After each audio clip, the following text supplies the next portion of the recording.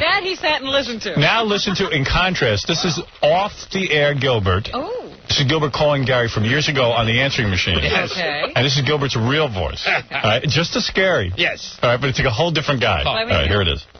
Yeah, Gary, it's Gilbert. You're kidding. I'll probably be there tomorrow, but if you could call me up and just tell me what exactly is going on tomorrow, who's going to be there and everything like that. That's the scariest Gilbert. Wow. People are afraid of the serial killer. Yeah, that's serial killer Gilbert. I mean, listen to like it. Bruce Dern. Hello, Gary. And if worse comes to worse, if I could just call in. And, okay, I'll talk to you whenever. Okay.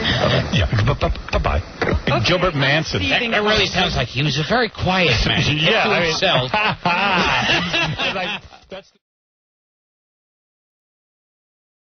Hey, Gilbert, you're on with Brent and Kevin from BWN. Oh, okay. This is radio? Yep. Okay. Hey, Gilbert, it's Brent speaking here. Hey, Gilbert, this is Kevin. Okay, are we on it? No, we're going to tape it and run it Friday morning. Oh, okay. So we wanted to talk. We'll talk about the shows being tonight and tomorrow night because that'll reference Friday and Saturday because it's going to air on Friday. And it's for Jukebox Comedy Club in Peoria. We do a real clean show, so I know that a lot of your stuff is. I'll avoid. I could mention the DVD. Yeah, sure, dirty jokes. I won't repeat any of it. But I don't know if you have any clean material you want us to lead you into, or no, I can just usually. Okay, just vamp. I thought about asking you about Seinfeld flipping his car the other day. Maybe you would want to do a little bit of your Jerry or not. Oh, sure. I was just trying to think of something to ask you that's not. It's funny because right now all the flights, all the American Airlines flights have been canceled. Yeah, that's right. Yeah. We got to see.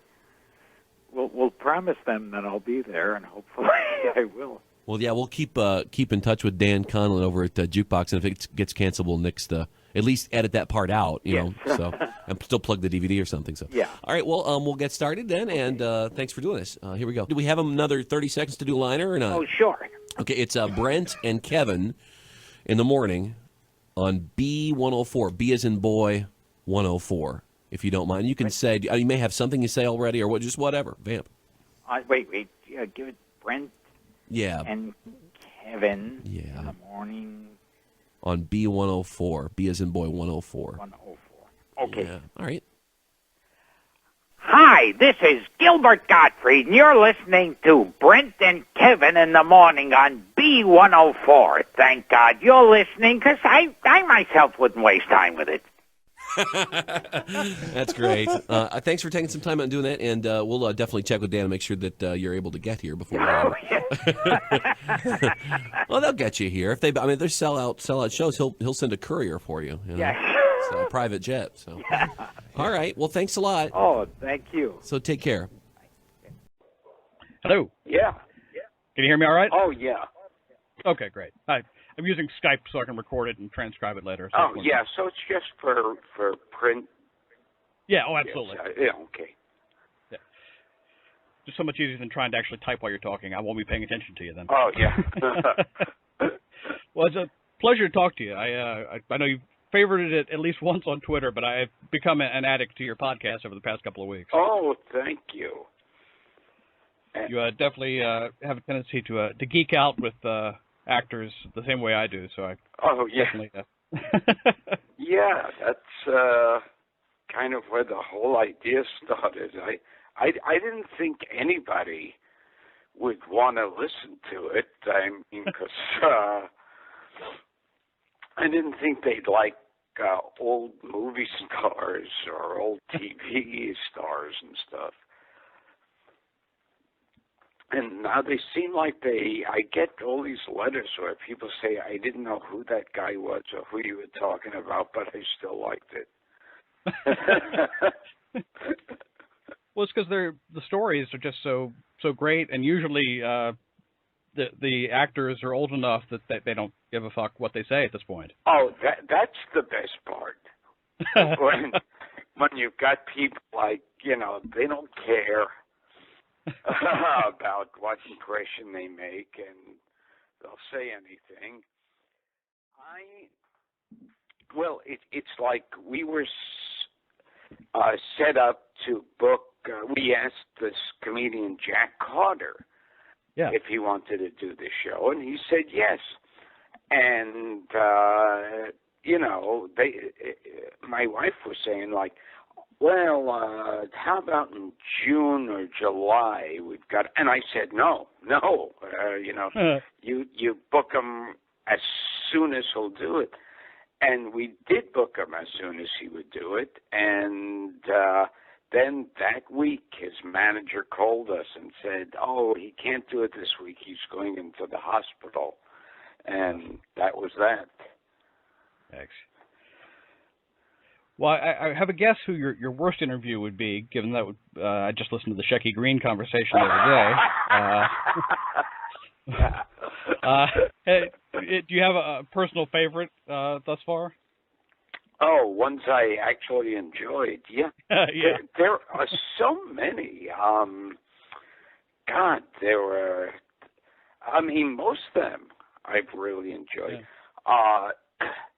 I liked Danny Bonaducci when he was on because he's one of those people who has no censor button on him. And I remember there was that famous incident years ago where he picked up a transvestite hooker yes. and then proceeded to beat her up in his car.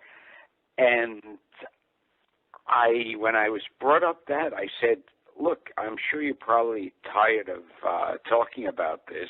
And he said, no, I'm not tired about that at all. And he went into full detail about what happened, and he didn't care. And Danny Aiello was a fun one. There's so many.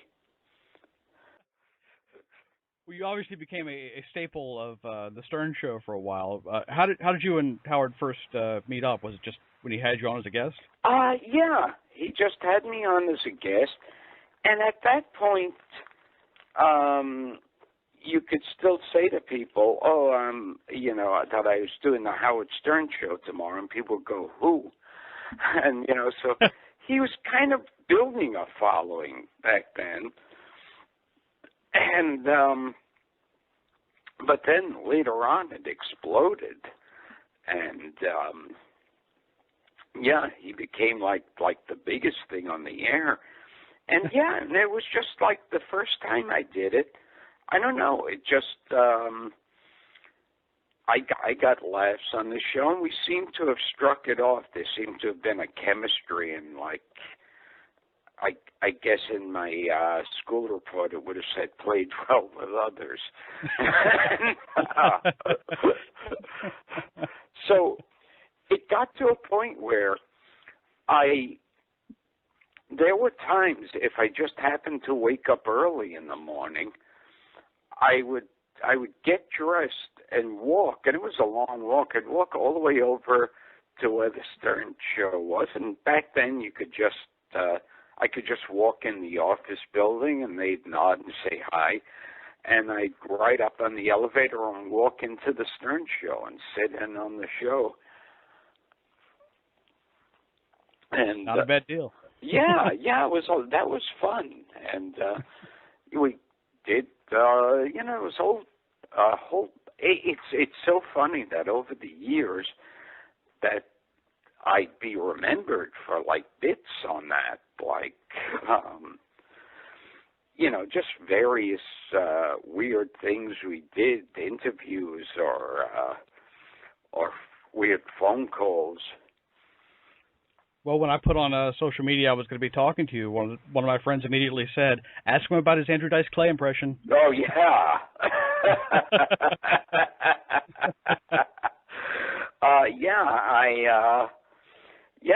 I just, it's really doesn't work in print.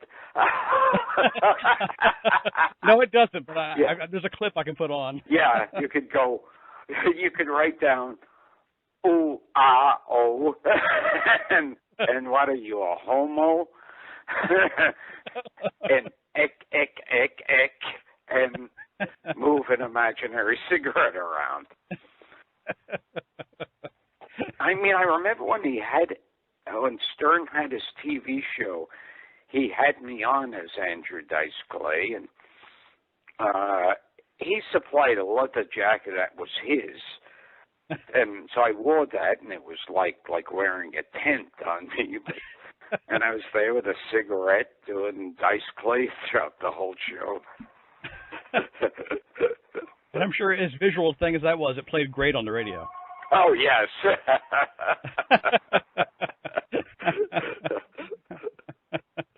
And I remember one time they sent me out in full Dracula. He always liked when I did Dracula. So they sent me out with a cape and white makeup and a widow's peak and everything. The full Dracula outfit, out on the street with a microphone to ask black people if they thought O.J. was guilty. Well, certainly, like you say, it was critically reviled. Oh, yeah. But yeah. the musical guests were absolutely amazing that year. And it was funny because I remember among the reviews, there were a lot of them attacking the musical guests, saying that they get the worst musical guests. And, you know, it was like Prince and James Brown. And James Brown, yeah. I mean, did you have any particular close encounters with the musical artists that stood out? Not really. I remember one time there was some kind of musician there. I forget which one. They were kind of more like a reggae kind of thing, and it's like you could basically walk within 100 feet of their dressing room and be stoned for the rest of the day. Well, I know Jimmy Cliff was on there. Oh, yeah. It was probably his band. Yeah. Yeah, because I remember there being smoke in the hallway, and I was eating a lot of chocolate and potato chips that day.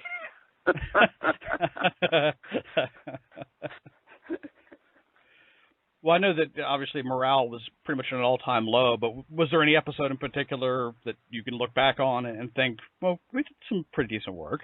I'd be hard-pressed to find 1 second, particularly anything I was in. How about the whole Problem Child saga, including, I guess, animated series as well? Oh, yeah. That one I auditioned for, got it, and I was the adoption agency worker. And that one, even while we were making it, I think everyone involved thought this was going to be a bomb. And I remember when my filming was through and I was going home, I was saying goodbye to John Ritter, and he was like kind of looking around, shrugging his shoulders, going, well, you know, the way it is in the business, you do something and then you go on to the next thing. Like, I think he thought it would be a failure. And you know, people involved at Universal were saying something like, one of them said, we're going to treat this like a wounded soldier on the battlefield. Let's leave him there to die and run and save our own asses. And then, amazingly, the movie, people loved it, and it became like a major hit that no one was expecting. And I mean, so that became the surprise hit. I think it became Universal's biggest hit that year. Wow. And that spawned a sequel that was also a big hit. It made a cartoon series. And hello? Yep. Oh, yeah. I heard a click. It made a cartoon series that looked. If you find any copies of that, it looks like it was made for 12 cents. I didn't have. See, now Jack Warden is one of those people. Had he lived, I would have loved to have had him on my podcast. Oh yeah, because he was one of those actors. He was just he was like one of those, like so many of those actors, these supporting players who could do comedy and drama, back and forth. It doesn't matter. Throw them in a Western, throw them in a detective thing, and they just do their job, and they're great at it. Yeah, he actually strikes me as being a lot like the recently late Robert Loggia, who probably would have been a good guest too. Oh yeah, he would have been terrific. Well, I saw the clip of you with the autistic boy. That was very moving. Oh yeah, that was. It shows I could do nice things if I'm not responsible for them. Because I found out, there was an article in the New York Times where this guy, Ron Suskind, had an autistic son. And I think the son was about 6 or whatever. And he had never spoken to him. They couldn't speak together. And one time at the end, they went to different therapists and whatnot. But the kid would watch cartoons, and particularly he liked Disney, and one of his particular favorites was Aladdin, that he knew like every line of dialogue in. And so, just going for broke, the father had a puppet of my character, Iago, and he put it on, and he started imitating my voice. And he said to his son, "How are you?" And the son looked at the parrot and said, "I'm not happy. I don't have any friends." And from then on, that's what got them speaking. Wow. And, so then he came out when we were doing the Night of Too Many Stars. That's an autism benefit that Robert Schmeigel does. And they even did a documentary that, because at one point they filmed me because the class that this Owen is in, that's his name, is a class for like kids with autism, and they were putting on a production of Aladdin, and I just walked in the middle of it and started doing the voice, and they all started cheering when I came in. Now, how surprised were you by his reaction on stage and his, grabbing hold and running with it? Oh, yeah, he was great. He knew the dialogue better than I did. And proved it. Yeah, exactly. And the crowd loved it. I mean, it was one of the definite high points. Do you have a favorite project you've worked on over the years that didn't get the love you thought it deserved? Oh God, I think I've had some that did much better than I thought they deserved. All right. Well, thank you for enduring this. Sure. As you can see, I enjoy doing my research. So, yeah, you definitely did. Well, I sent a tweet to Frank yesterday, and I said I dug deep and I'm pulling this Lowell Gans thing out. And he was like, "Oh my God." Oh yeah. Yeah. Have fun. Excellent. All right, well, Gilbert, thank you so much for taking the time. I appreciate it. I'll send you the link and tag you on it when it goes live. Oh, okay. Thank you.